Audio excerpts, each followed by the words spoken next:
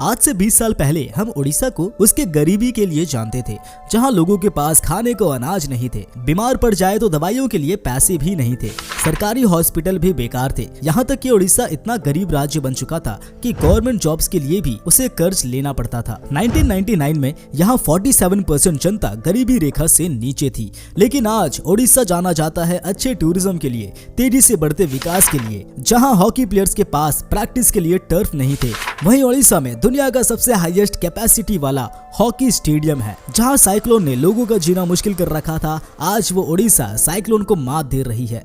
लेकिन उड़ीसा में इतनी तेजी से विकास हुआ कैसे? क्यों आज उड़ीसा टूरिज्म और हॉकी के लिए फेमस है? और सबसे अहम सवाल कि उड़ीसा की आखिर इतनी खराब हालत हुई कैसे थी? जानेंगे ये सब, तो बने रहिए वीडियो के एंड तक। नमस्कार दोस्तों, मैं रविशंकर एक बार फिर से आपका स्वागत करता हूँ आपके अपने यूट्यूब चैनल स्मार्ट स्टडी में।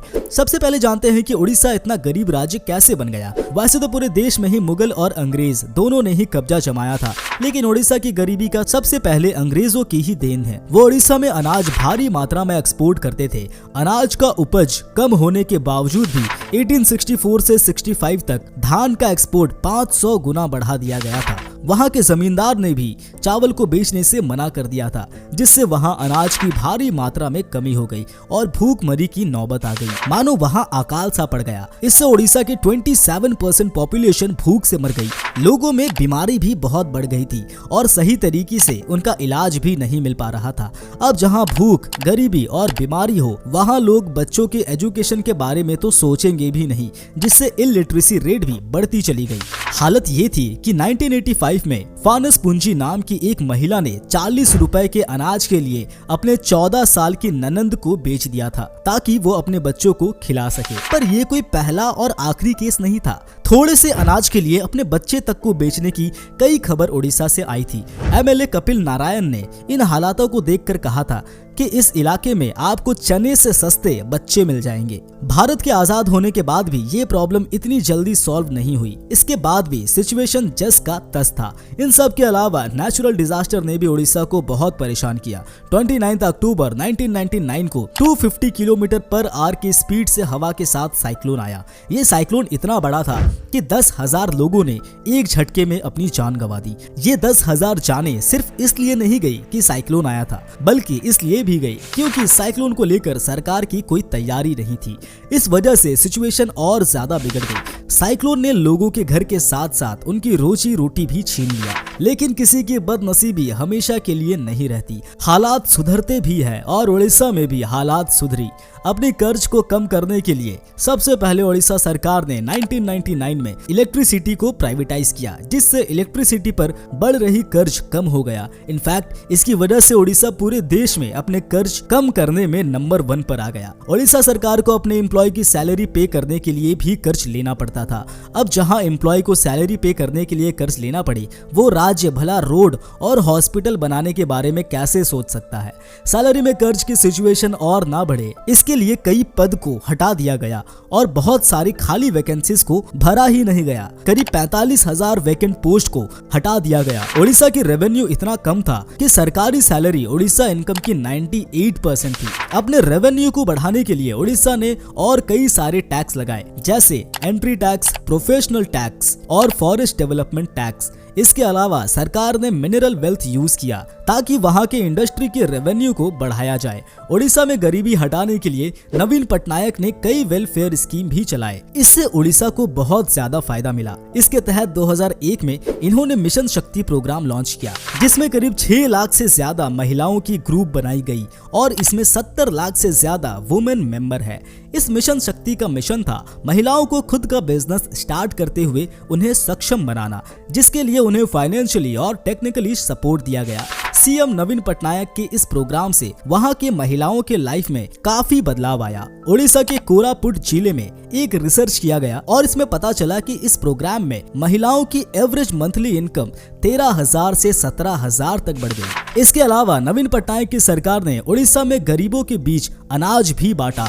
साल 2000 में उड़ीसा में रायगढ़ डिस्ट्रिक्ट के काशीपुर से एक घटना सामने आई। वहां आम की गुठली का खाना बनाकर खाने की वजह से 20 लोग मारे गए थे। ये घटना दिल को दहला देने वाली थी और ये इसलिए हुआ था क्योंकि लोगों के पास खाने के लिए अनाज ही नहीं थे। इसके बाद नवीन पटनायक की सरकार ने एक स्कीम लॉन्च की और इसमें गरीबों के लिए बहुत ही सस्ते में चावल देने का फैसला किया और 1 किलो चावल 2 रुपए में दिया। इसमें हर घर को 1 महीने में 16 किलो चावल दिया गया। इससे लोगों को खाने के लिए चावल मिला, जिससे भूखमरी लगभग खत्म हो गई और 2013 में इस स्कीम को और सस्ता कर दिया गया और 1 किलो चावल 1 रुपए में दिया जाने लगा। सरकार ने उड़ीसा में IAS ऑफिसर्स को भी काम करने के लिए पूरी तरह से फ्री कर दिया था और उन पर से पॉलिटिकल प्रेशर हटा दिया गया था, जिसकी वजह से वहां IAS ऑफिसर्स ने अपना काम पहले से बेहतर तरीके से किया। नवीन पटनायक ने इनका ट्रांसफर और पोस्टिंग भी ऑनलाइन कर दिया था, जिससे कि धांधली ना हो पाए। ओडिशा साइक्लोन को लेकर बहुत ही सेंसिटिव जगह है। वहाँ समुद्र के किनारे बड़े बड़े साइक्लोन आते रहते हैं, जिससे निपटने के लिए सरकार ने disaster risk reduction system launch किया, जिसे इम्प्लीमेंट कर साइक्लोन के दौरान हजारों जान बचा ली गई। ये डिजास्टर मैनेजमेंट 3 स्टेप्स में डिवाइड थे: प्रिपरेशन, एक्शन और प्रॉम्प्ट रिएक्शन। प्रिपरेशन यानी तैयारी। इसके तहत मौसम विभाग के अनुसार आने वाले साइक्लोन से हफ्ते 10 दिन पहले टेक्नोलॉजी का इस्तेमाल कर उस जगह को मुआयना किया जाता है और ये समझा जाता है कि किस जगह पर साइक्लोन का असर ज्यादा होने वाला है और वहाँ कितने लोग रहते हैं। सेकंड है एक्शन, यानी साइक्लोन आने वाले जगह को खाली करवाया जाता है और उन्हें सुरक्षित जगह पर ले जाया जाता है, उनके खाने पीने के बंदोबस्त के साथ। इसके अलावा मछुआरों को वार्निंग दी जाती है और समुद्र में जाने से मना किया जाता है। थर्ड है प्रॉम्प्ट रिएक्शन, मतलब जब साइक्लोन आता है तब फिर से उस जगह का मुआयना किया जाता है और अफेक्टेड एरिया और अफेक्टेड लोगों को राहत पहुंचाया जाता है। नो डाउट साइक्लोन से इकोनॉमिक इफेक्ट होता है, लेकिन लोगों की जान जो इकोनॉमी से बढ़कर है उसे बचा लिया जाता है। जहां 1999 की साइक्लोन में 10,000 लोगों की मौत हो गई थी, 16 घर उजड़ गए थे और टोटल इकोनॉमिक लॉस 20 करोड़ रुपए थी, वहीं 2013 में जब साइक्लोन आया तब 10 लाख लोगों को उस जगह से सुरक्षित जगह ले जाया गया था और सिर्फ 21 लोगों की जान गई। हमें पता है कि हर एक जान कीमती है, पर 10,000 से 21 लोगों तक आना ये बताता है कि उड़ीसा ने कितना डेवलप्ड किया है। अब चलते हैं हॉकी की तरफ।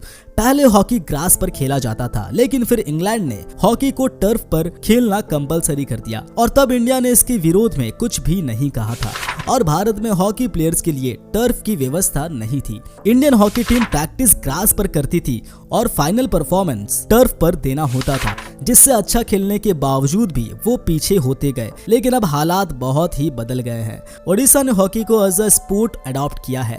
सहारा ने हॉकी को 2018 तक स्पॉन्सर किया, लेकिन उसके बाद कोई भी प्राइवेट कंपनी हॉकी को स्पॉन्सर करने के लिए तैयार नहीं था। फिर ओडिशा ने इंडियन हॉकी टीम को 10 साल के लिए स्पॉन्सर किया और 2018 में पहली बार भुवनेश्वर में हॉकी वर्ल्ड कप को होस्ट किया। स्पोर्ट्स में इंफ्रास्ट्रक्चर की कमी को पूरा किया गया और 260 करोड़ रुपए खर्च कर दुनिया का सबसे बड़ा हॉकी स्टेडियम राउरकेला में बनाया गया और इसका नाम दिया गया बिरसा मुंडा स्टेडियम। इसके अलावा प्रैक्टिस के लिए 21 नए टर्फ भी बनाए गए, जिसमें से 5 टर्फ राउरकेला में ही है।